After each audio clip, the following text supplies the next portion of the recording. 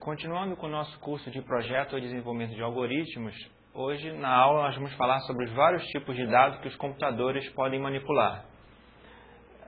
Aqui nessa próxima transparência vocês veem o plano da aula. Nós vamos começar falando sobre os objetivos dessa aula. Vamos dar uma pequena introdução sobre o que são dados, quais os vários tipos que existem, quais são os dados que realmente o computador pode manipular. E depois nós vamos falar sobre dados numéricos, dados lógicos e dados literais, que são os três tipos principais que os computadores mexem.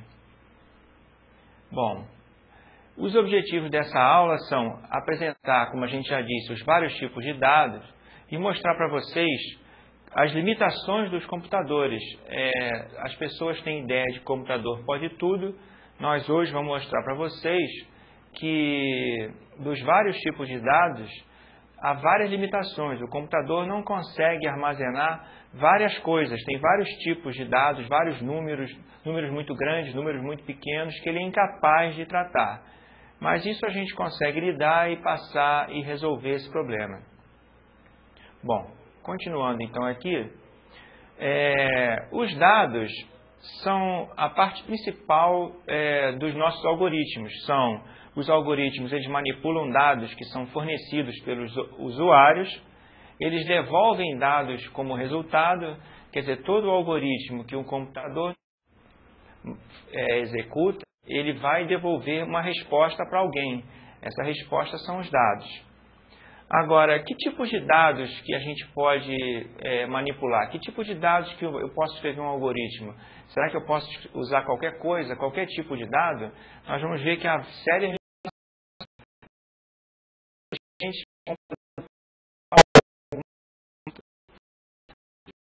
que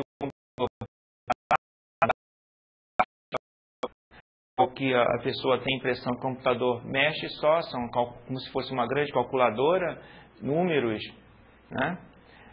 Também o computador nós vamos ver que ele mexe com dados que a gente chama de literais, que são letras, que são, por exemplo, nomes de pessoas, nomes de rua, são dados que envolvem letras.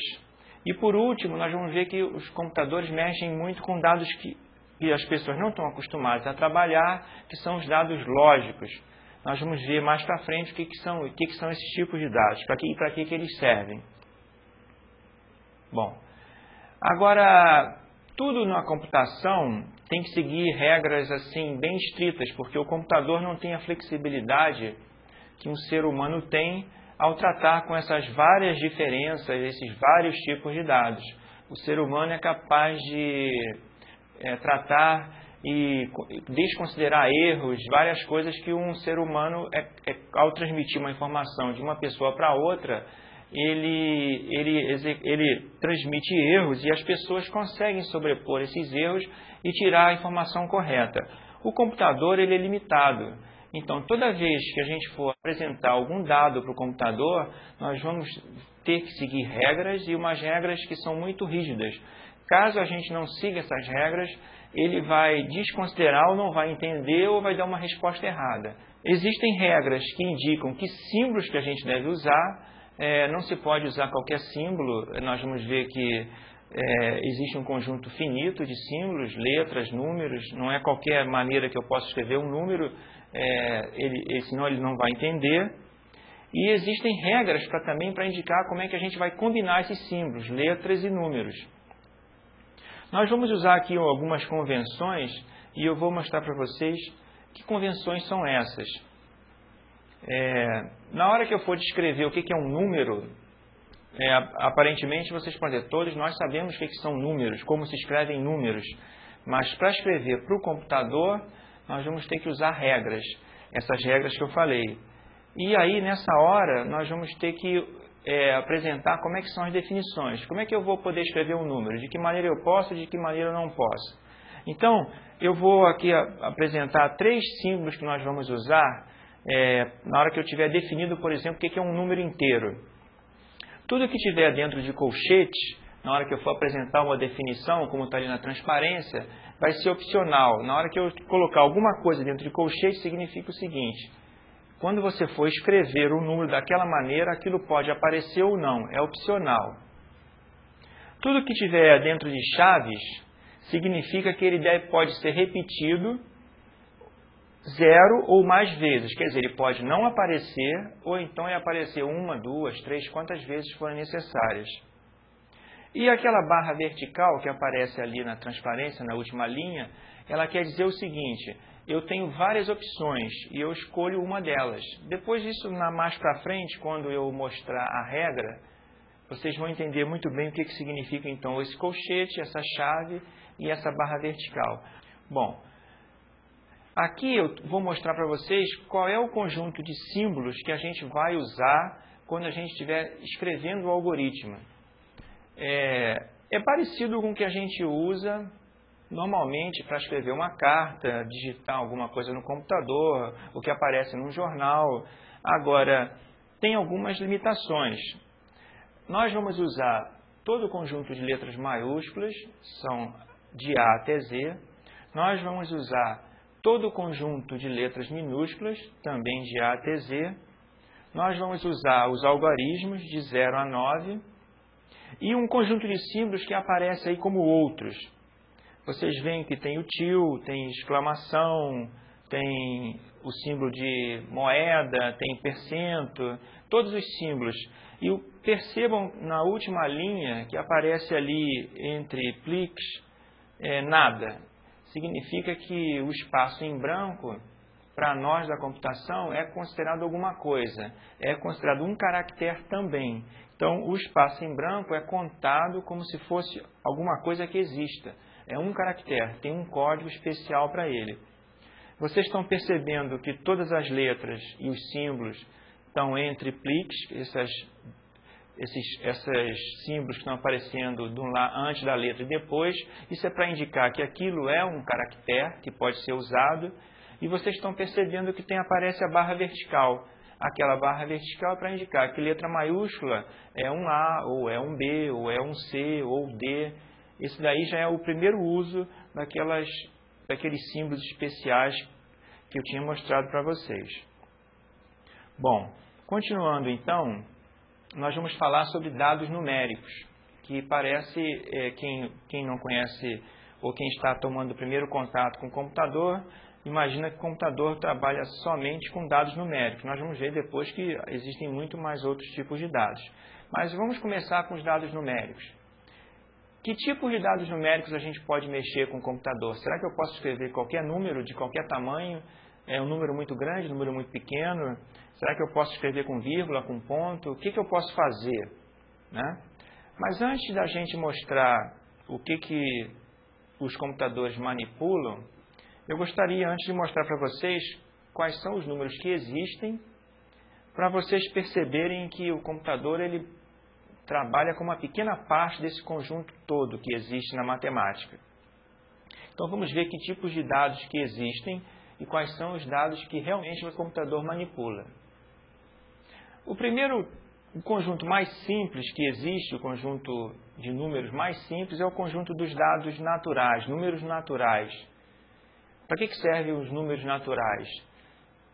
São os números que servem para representar, por exemplo, quantos amigos eu tenho, quantos CDs. Aqui tem até o número de ovelhas no pasto, isso vocês vão ver um pouco mais para frente por quê. Por exemplo, eu tenho, vamos supor, 10 amigos, tenho 200 CDs, tenho 100 ovelhas no pasto. Eu não tenho um CD e meio, eu tenho 2 ou eu tenho 1. Então, números naturais são números desse tipo aqui. Eu vou avançar e vocês vão ver que os números naturais começam com 0, depois 1, 2, 3 e assim sucessivamente. Existe uma quantidade infinita de números naturais, mas começa do 0 e vai até essa quantidade infinita.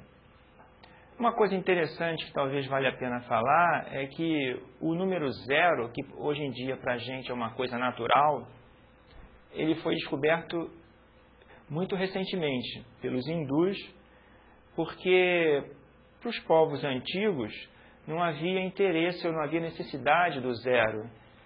Se eu não tinha ovelhas para contar, para que eu preciso representar 0 ovelhas? Eles sabiam representar 1 ovelha, 2, 3, mas não 0. Então, o zero faz parte do conjunto dos números naturais, mas nem sempre fez. Andando um pouco mais para frente, depois nós temos os números inteiros.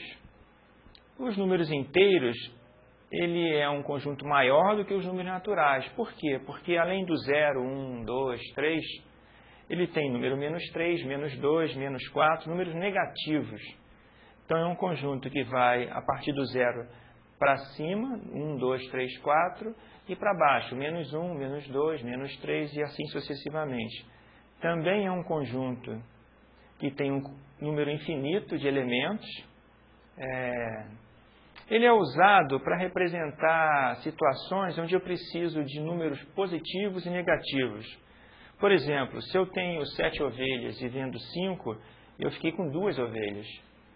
Agora, se eu tenho 5 ovelhas e vendi 7, além de outras coisas, significa que eu tenho menos 2 ovelhas. Quer dizer, eu estou devendo 2. É para representar esse tipo de situação que não é muito comum, mas que aparece em várias ocasiões, é que a gente usa o conjunto dos números inteiros. Vocês estão vendo que o conjunto está crescendo. A gente começou com números que eram 0, 1, 2, 3.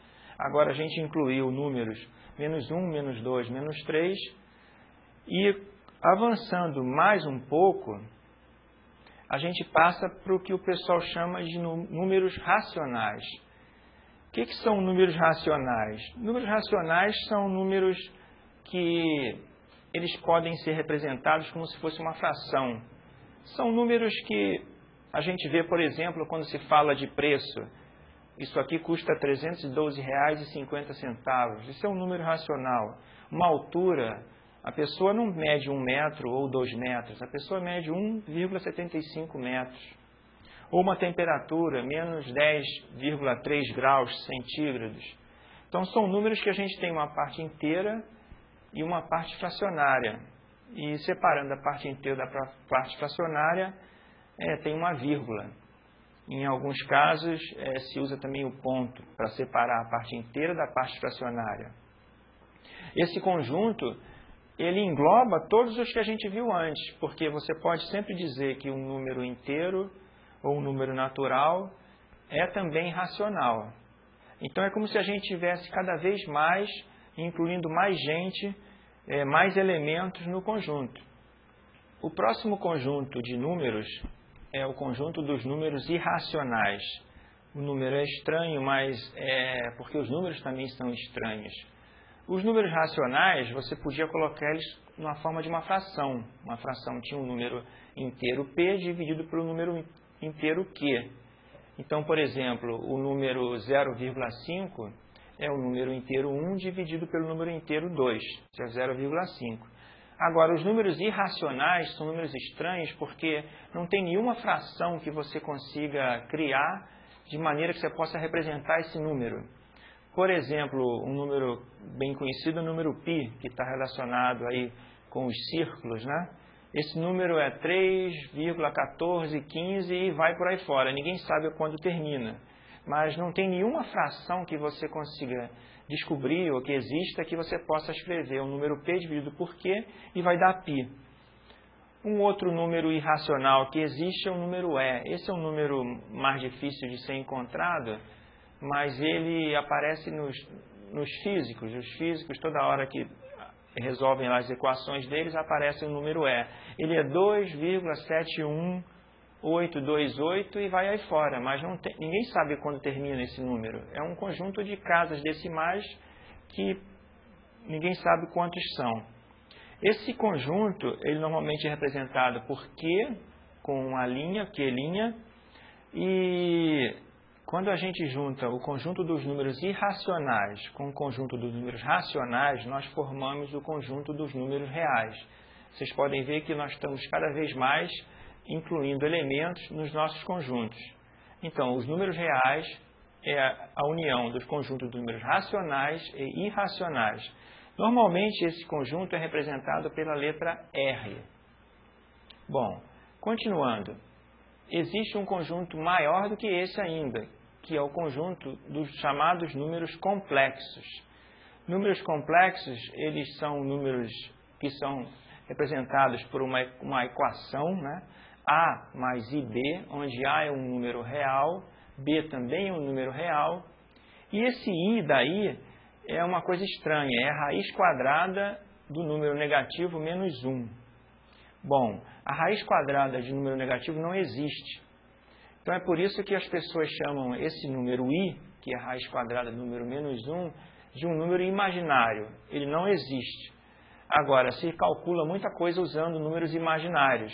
Na física, na matemática, isso aparece muito. Os A e B, como eu já falei, são conjuntos, são pertencentes ao conjunto dos números reais. Agora, interessante é o seguinte, se a equação é A mais IB, se você faz B igual a 0, significa que sobra só o A, que é um número real. Por isso é que os números complexos, eles englobam os números reais. Então, vocês veem que os números reais também são complexos. Nós estamos cada vez crescendo mais. Mas por aqui a gente termina. Então, a gente termina nessa viagem pelos números, nos números complexos, que seria o número, o conjunto que engloba tudo. Para vocês terem uma ideia, eu mostrei aqui uma figura onde tem um quadrado que tem o C, que seria o número complexo. Dentro dele, vocês veem que tem o conjunto Q, que é dos números reais normais.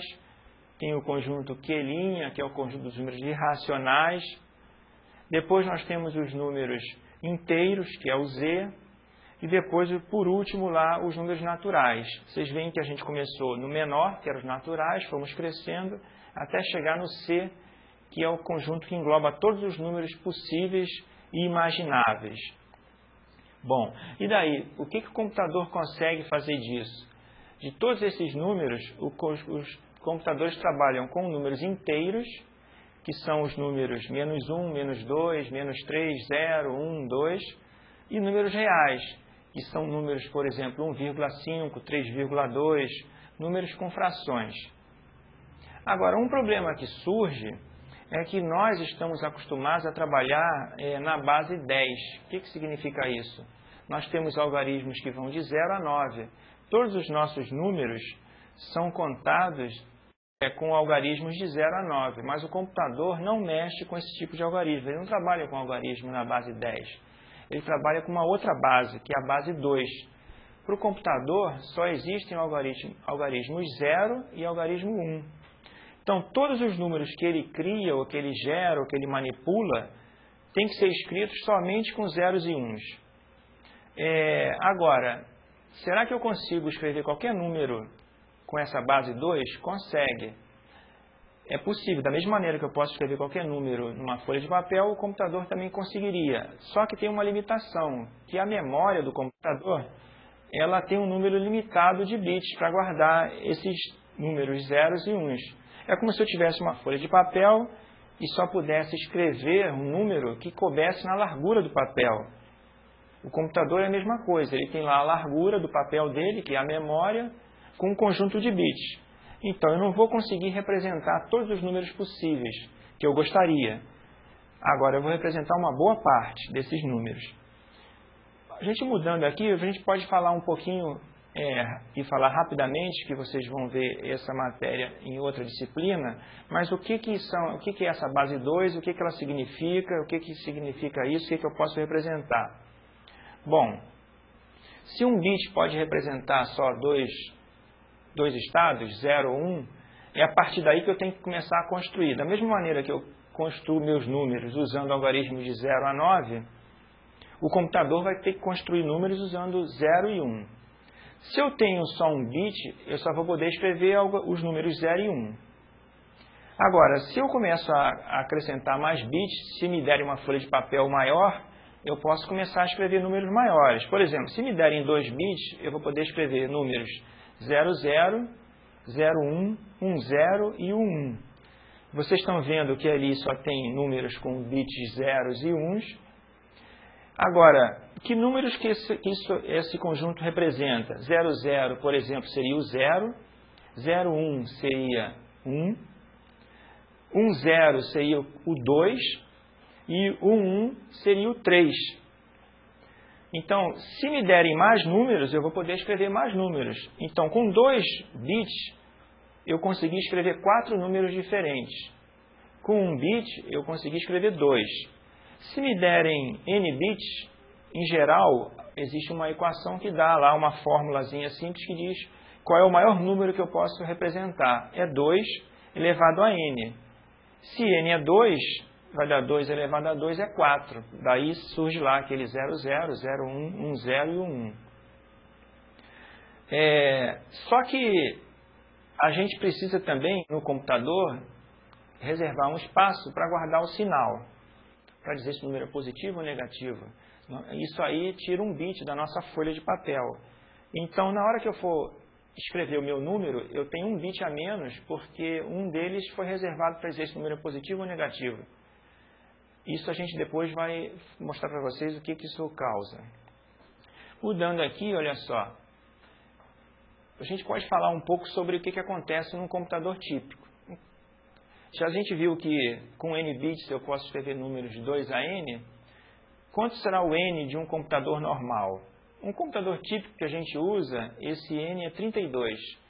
Significa o seguinte, é que como se eu tivesse uma folha de papel onde eu pudesse colocar um do lado do outro, 32 zeros e uns. E daí eu tenho que ver que número é esse. Na base que eu uso, que é a base 10. Eu não sei lá, eu olho para aquele número e não sei o que é. Mas se a gente fizer aquela conta 2 elevado a n, eu posso descobrir que número é esse. Qual é o maior número possível. Já que eu tenho que tirar 1 bit para o sinal, o maior número que eu poderia escrever seria 2 elevado a 31 menos 1. Por que menos 1? É porque começa em 0. 0, 1, 2, 3. Por exemplo, 2 bits. 2 elevado a 2, 4 números. O menor é 0 e o maior é 3. Então, 2 elevado a 31 menos 1 dá um número que é razoável para tudo que a gente precisa no computador. Então, eu posso ir de menos 2 elevado a 31 até 2 elevado a 31 menos 1. Aí vocês poderiam perguntar por que tem 2 elevado a 31 menos 1 e do outro lado é menos 2 elevado a 31 só? Por que eu tirei um número positivo? Por que tem menos um número positivo? Porque existe de 0 até um número 2 elevado a 31 menos 1. Mas não existe o menos 0. Eu não preciso guardar um bit na hora que o número 0, porque ele não é negativo. Então, por isso que se usa um número negativo a mais. Isso é um detalhe simples, mas é bom, é uma curiosidade para vocês que estão começando a saberem o que significa aí, por que as pessoas falam isso. Agora, como é que eu vou representar? O usuário do computador, vou representar. Eu não vou precisar escrever nessa base 2 maluca dos computadores. Eu vou escrever para eles como eu estou acostumado a escrever, com um algarismo entre 0 e 9. Agora, nós vamos ter que impor uma certa regra, nós vamos ter que limitar, porque não é igual como eu estou acostumado. O computador, ele tem uma inteligência, vamos dizer assim, baixa, né? E ele não entende tudo que a gente entende. Ele precisa de que a gente mastigue um pouco mais as informações para ele.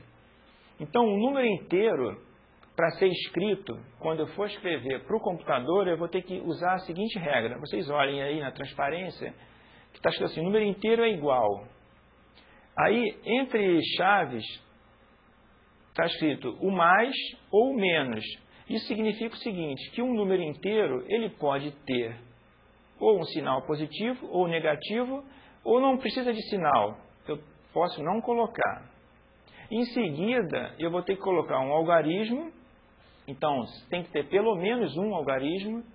E aí, depois, eu posso colocar quantos algarismos eu quiser. Aquele entre chaves ali quer dizer que eu posso repetir várias vezes quantos algarismos eu precisar. Então, essa regra me diz, por exemplo, que eu posso escrever um número como mais 3, ou menos 3, ou mais 35, menos 35, ou então um número sem sinal, só escrever 35. Agora, é importante que vocês observem que quando a gente escreve números normalmente, como a gente tem feito até agora, às vezes a gente coloca espaços em branco entre sinal e número, ou então separa o número com espaço em branco no meio. Para o computador, não é possível colocar espaço em branco misturado dentro dos algarismos. Então, essa é a primeira regra que a gente tem que guardar. Os nossos números são sempre escritos com uma sequência de algarismos sem espaço em branco, senão ele não vai entender o que a gente está escrevendo. Aqui eu coloquei logo em seguida alguns exemplos de números inteiros. Vocês observem que eu escrevi mais 3, escrevi 3, menos 121, e nunca separei o número do sinal dele. O máximo que eu fiz foi tirar o sinal, mas nunca coloquei nenhum espaço em branco. Naquele número, por exemplo, mais 12.345, vocês observem que eu não coloquei nenhum ponto, não coloquei nenhum espaço em branco para indicar nada. O número é uma sequência de algarismos direto. Bom, aqui, da mesma maneira que eu coloquei exemplos corretos, a gente colocou aqui alguns exemplos de erros e a justificativa por que esses números estão escritos errados. Por exemplo, mais espaço 3. Para o computador isso não funciona. Não pode ter um espaço entre o mais e o 3. Um outro erro, ali está escrito menos 1.0. Menos 1.0, aparentemente é um número inteiro, não tem fração, a fração é 0. Mas não é um número inteiro porque tem escrito um ponto ali. Aquele ponto não faz parte da maneira que se deve escrever um número inteiro, então está fora da regra. Da mesma maneira, menos 2,0. Não é possível usar vírgula, só pode haver algarismos ou sinais.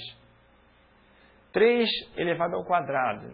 Nós sabemos que 3 elevado ao quadrado é igual a 9, que é um número inteiro. Mas também não são permitidos expoentes.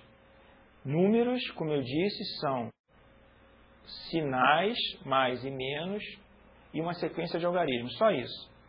A definição tem que ser seguida ao pé da letra. Bom, então com isso a gente mostrou para vocês como é que nós vamos representar para o computador os números inteiros.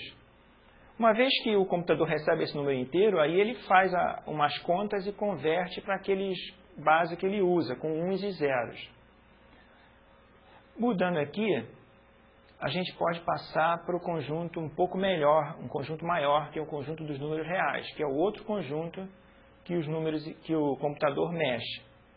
Os números reais são números do tipo 1.35, 17,5, são números que têm frações.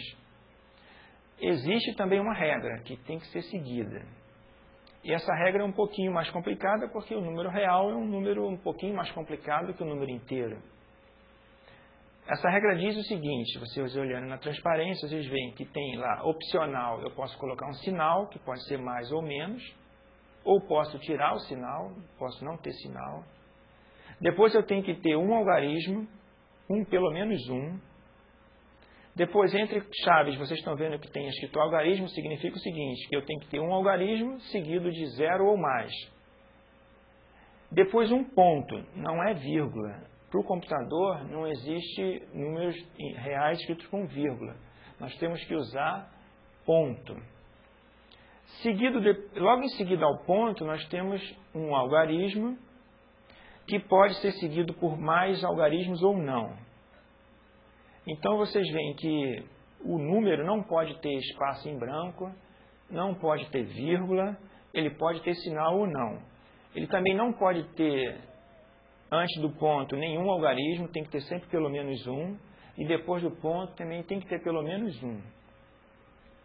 Aqui, a gente tem alguns exemplos de números reais. Inclusive, eu coloquei 2 vezes o número 3.0 para vocês verem que tem 2 maneiras de escrever. Exemplos simples, mais 3.0 ou então 3.0. Depois eu coloquei o número negativo, menos 3.0. Coloquei o número menos 121.15 e depois o número 3.1415. São todos exemplos de números corretos, não tem nenhum erro aí. Só tem algarismo, sinal e ponto. Mudando aqui, eu coloquei exemplos de coisas erradas, coisas que não podem ser feitas quando a gente escreve um número para o computador. Por exemplo, ali o primeiro erro do primeiro número, mais 3.0, é porque tem um espaço em branco depois do sinal. Isso não é permitido. Ali uma coisa que às vezes a gente faz, por exemplo, já que eu escrevi ali menos um ponto. Está errado porque é preciso colocar um algarismo depois do ponto. Então, eu precisaria ter escrito pelo menos menos 1.0. Mesmo que não tenha nenhuma fração, mas é importante, tem que ser colocado pelo menos um algarismo, que seria o zero no nosso caso aqui. Um outro erro é, a gente costuma escrever os números reais com vírgula, né? Na nossa escrita comum a gente usa vírgula. Quando a gente escreve um dinheiro, a gente escreve 300,00, 300 reais. Mas para o computador não se usa vírgula, somente ponto. Eu teria que ter escrito menos 2.0. Um outro erro é um algarismo antes do ponto, ali só tem menos ponto 325, está faltando o zero antes do ponto. E por último, são as dízimas. A gente que estudou lá na matemática, que era uma dízima, é um número que você escreve 0.77777, vários setes sem término. Essa quantidade de setes é infinita. Mas não se pode escrever isso. A dízima, a gente sabe na matemática que você representa assim, 0.7 e depois 3 pontinhos. Isso não é permitido. Se você quiser escrever essa dízima, você vai ter que escrever de outra maneira, com uma fração ou alguma outra coisa. Mas nunca botar esses 3 pontos porque não é permitido. O que a gente tem que olhar aqui então é que o computador, apesar dessa aura de ser muito inteligente, ele, para entender as coisas, ele tem que receber os dados muito mastigados, tem que seguir regras precisas, tem que seguir padrões muito bem definidos, porque senão não dá certo, ele não funciona, ele não vai conseguir entender o que você quer dizer, enquanto a gente entenderia facilmente o que a gente está escrevendo. Por exemplo, ponto 325, qualquer ser humano percebe que ali deveria ter um zero à esquerda do ponto. Para facilitar, a pessoa não colocou aquele zero ali. Bom, um outro conjunto de dados que é manipulado pelo computador, que é tão importante quanto o conjunto de números, são os dados que a gente chama de literais. Literais são dados que, por exemplo, são usados para tratamento de textos. Quando eu escrevo um texto, ou quando eu vou imprimir alguma coisa, um resultado lá de algum aviso para o computador, para a pessoa que está usando o computador. Ou então quando eu estou tratando dados do tipo nome da pessoa, o endereço, ou saber a conta bancária da pessoa. Então eu estou CEP, se a pessoa é casada ou não. Então todos esses dados são dados que não envolvem números, são dados que envolvem letras, mas em geral caracteres de todos os tipos, que podem envolver letras e números. Como é que o computador representa esse tipo de dados? Porque internamente ele só consegue guardar zeros e uns. O computador não consegue guardar letras. Ele guarda zeros e uns, que são números. Então, como é que o computador consegue guardar letras? Como é que ele faz para tratar essas letras? O que as pessoas fazem é o seguinte, definem um código. Cada letra que a gente está acostumado a mexer, A, B, C, D, até Z, ela vai receber um código numérico. E o computador vai tratar a letra como se fosse um número. Então, quando eu imprimo um nome no computador, a gente olha aquilo como se fosse depois na impressora um conjunto de letras. Mas para o computador internamente, o que ele imprimiu foi um conjunto de números. Só que cada número daquele é um código que representa uma determinada letra. Então, os caracteres, letras maiúsculas, letras minúsculas, são representados internamente na memória do computador por códigos binários, quer dizer, números na base 2. É como se a gente também representasse as nossas letras por algarismos.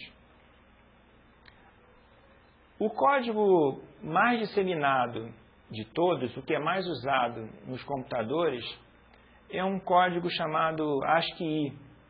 É um código americano que emprega 8 bits, quer dizer, 8 zeros e uns, números com 8 zeros e uns, para representar as letras. Se são 8 bits, a gente já viu anteriormente, o nosso n igual a 8, eu tenho 2 elevado a 8 possibilidades. Se você fizer a conta, vai dar 256 diferentes caracteres. Você pode estar perguntando, mas se eu só tenho 26 letras, para que 256? Porque aqui, nesse 256, estão incluídas letras maiúsculas, letras minúsculas, algarismos de 0 a 9, estão incluídos todos os sinais de pontuação, vírgula, exclamação, interrogação, acentos, circunflexo, trema, tudo isso são caracteres diferentes que precisam ser representados. E além disso, foram incluídos nesse conjunto alguns caracteres que não são vistos por nós, são caracteres que são utilizados para a comunicação entre os computadores. Quando os computadores se falam, eles não usam sempre letras ou números. Eles têm lá um alfabeto próprio, umas letras próprias que está incluído no mesmo conjunto que as letras que a gente está acostumado a usar. Então vocês vão encontrar muito pela frente, ouvir falar de uma tabela chamada tabela ASCII. Essa tabela ASCII é essa tal dessa tabela que relaciona cada letra, cada algarismo, cada símbolo, vírgula, ponto e vírgula, com um código, com um número. 256 caracteres é suficiente para representar todas as letras que a gente está acostumado a usar e mais esses símbolos todos de acentuação, pontuação do nosso alfabeto. Só para vocês terem uma ideia, eu coloquei aqui alguns números que são usados nessa tabela ASCII. Por exemplo, a letra A minúscula é representada pelo computador como se fosse o número 97. Então, 97 para o computador é a letra minúscula A. Vocês podem estar perguntando, então, mas se eu quiser escrever o número 97, como é que eu faço? O que o computador faz, ele consegue distinguir, ou você tem que avisar para ele que aquele número 97 é uma letra, ou então o A, ou então que aquele número 97 realmente é um número. Então é outra coisa. Porque internamente para ele 97 é um número. Você tem que dizer para ele se aquele número é letra naquele instante ou se ele é um número realmente. Aqui tem outros exemplos, por exemplo, o A maiúsculo, ele é representado pelo número 65, pelo computador, o sinal de mais é 43 e não vale a pena agora a gente ficar falando de todos. Mas é interessante ver, por exemplo, que o algarismo 0 não é o número 0. O algarismo 0, ele é representado também por um número, 48. 48 representa o algarismo 0. Pode parecer estranho que um número... Por que o 0 não é representado pelo 0? Porque nessa hora o 0 aqui é simplesmente um símbolo, é um símbolo qualquer, é como se fosse uma letra. Então o 0 tem a sua representação, 48. O algarismo 9 também tem sua representação, que é o número 57. Agora, essas representações não são para fazer conta, quer dizer, o computador não usa essas representações para fazer conta. Cada número tem a sua conversão para base 2, aqueles números com zeros e uns. Essa representação na tabela ASCII é para tratamento de caracteres, é quando eu quero imprimir coisas na impressora, quando eu quero imprimir relatórios, quando eu quero imprimir coisas para os usuários. Então, cada algarismo tem a sua representação normal, como se fosse uma outra letra comum, A, B, C ou D. Os dados caracteres, no nosso caso, quando a gente for representar um dado do tipo caractere, letra ou algarismo, nós vamos ter que usar uma representação especial, nós vamos ter que colocar ele entre esses pliques. Por que isso? Para não confundir com as palavras do algoritmo. Quando eu escrever um algoritmo, eu vou ter algumas palavras lá que vão ser usadas, palavras-chave que a gente chama. Agora, se eu vou querer escrever alguma coisa que é um texto, alguma constante que a gente chama de caractere, eu vou colocar essas variáveis, esses valores, esses dados entre pliques. Vocês podem ver aí que eu representei a letra A, minúsculo, entre pliques, o algarismo 1 entre pliques, eu representei 2 pontos entre pliques, tudo isso para indicar que são caracteres que vão ser manipulados pelos algoritmos. Vocês observem lá na última linha da transparência que para representar o próprio plique, eu coloquei 2. Isso é para permitir que o computador perceba que aquilo ali é uma representação do caractere plique. Então, eu tenho o primeiro plique que abre, o último que fecha, e os dois do meio é para ele não se perder e saber, esses dois aqui estão indicando que o caractere que ele quer manipular é um plique, para não se confundir nem com o primeiro, nem com o último. Quando eu trato caracteres, também eu preciso tratar não só letras isoladas ou algarismos isolados, mas eu preciso tratar um nome, por exemplo. Um nome é um conjunto de caracteres, é uma cadeia de caracteres. Da mesma maneira que representava caracteres isolados com pliques, nós vamos usar pliques também para delimitar o início e o fim de uma cadeia de caracteres. Por exemplo, um nome, Jorge da Silva. Eu coloquei ali um plique no início e um plique no final. Vocês percebam que se eu fosse contar quantos caracteres tem nessa palavra, nesse conjunto Jorge da Silva, eu teria que contar as letras do nome e mais 2 espaços em branco que estão entre o Jorge e o da, e o outro espaço em branco entre o da e o Silva. Isso são caracteres, ocupam espaço na memória, o espaço em branco é um caractere, ele ocupa espaço na memória, nunca se esqueçam disso. E por último ali eu coloquei um conjunto de caracteres variados, que não tem letras nem números, mas que são também empregados possíveis de serem utilizados. Bom, avançando aqui, o último tipo de dados que o computador usa são dados que a gente não está muito acostumado a trabalhar com eles assim normalmente, mas ele aparece no nosso raciocínio, na nossa conversa, só que a gente não se dá conta. São dados lógicos. Toda vez que a gente vai tomar alguma decisão, normalmente a gente baseia essa decisão numa pergunta: será que chove hoje? Sim ou não? Então, esses dados lógicos, eles são perguntas que a gente costuma fazer e eles podem ter respostas do tipo verdadeiro ou então falso. Algumas vezes vocês vão ouvir chamar esses dados também de dados booleanos. Por que essa chamada de dado booleano? Porque um matemático inglês chamado George Boole foi a pessoa que começou a trabalhar com esse tipo de matemática que não mexe só com números, uma matemática que mexia com dados que podiam assumir valores verdadeiro e falso. Ele estava procurando dar tratamento matemático aos raciocínios lógicos das pessoas. Não raciocínio em geral, quando a gente fantasia, mas raciocínio lógico, raciocínio que tem como resposta as perguntas ou verdade ou falso. É interessante que esse George Boole, ele fundou essa álgebra, que é chamada de álgebra booleana, mas ele não tinha a mínima ideia de que isso aí um dia seria usado para ser a base matemática dos projetos de computadores digitais de hoje em dia. Ele simplesmente estava estudando uma maneira de representar matematicamente raciocínios lógicos. Por coincidência, isso no futuro foi usado também para descrever o projeto dos computadores digitais, já que os computadores digitais são fundamentalmente coisas lógicas, não conseguem ter imaginação nem fantasia, por enquanto. Eu acho que por muito tempo. Normalmente, esses dados, eles servem para tomadas de decisão dentro do computador. Nos algoritmos, por exemplo, nós vamos escrever frases como essa última que aparece na transparência, lá embaixo. Se o saldo for maior do que o valor do cheque, então eu aceito o cheque, senão eu devolvo o cheque. Significa uma pergunta: será que o saldo é maior do que o valor do cheque? Isso tem 2 respostas. Ou eu posso receber esse cheque porque o saldo é maior do que o valor, então eu posso pagar. Ou então não tem fundos, não posso pagar, eu tenho que devolver. Então a pergunta: o saldo é maior do que o valor? Tem 2 respostas, verdade ou falso.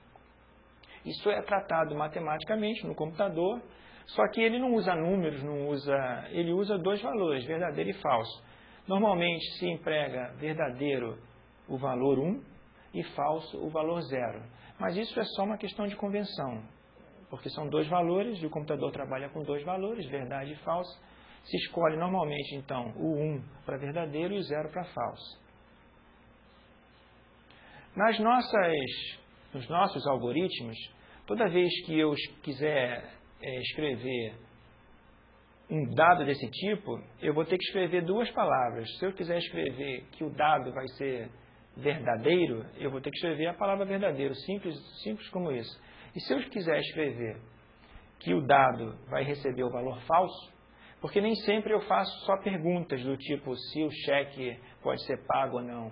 Às vezes a gente faz contas ou trabalha com valores desse tipo. Então, como a gente trabalha com número, como a gente trabalha com nome, então é importante saber como é que a gente usa isso. Quando a gente trabalha com números, nós usamos algarismos. Quando trabalhamos com nome, a gente usa letras. No caso da gente trabalhar com dados desse tipo, nós vamos usar duas palavras. Pode parecer estranho, mas no futuro, quando nós apresentarmos algoritmos em detalhes, vocês vão ver como é que isso é empregado, quando é que isso aparece. Mas, em princípio, nos nossos algoritmos, é bom guardar, então, desde agora. Depois, mais tarde, vocês vão entender melhor. Nós vamos usar a palavra verdadeiro e falso. Bom, com isso, a gente está encerrando essa aula. E o próximo passo agora é vocês pegarem os exercícios, fazerem os exercícios que estão na apostila e depois, qualquer dúvida, tem os monitores e que eles podem depois esclarecer os detalhes que ficarem não muito corretos para vocês. Obrigado.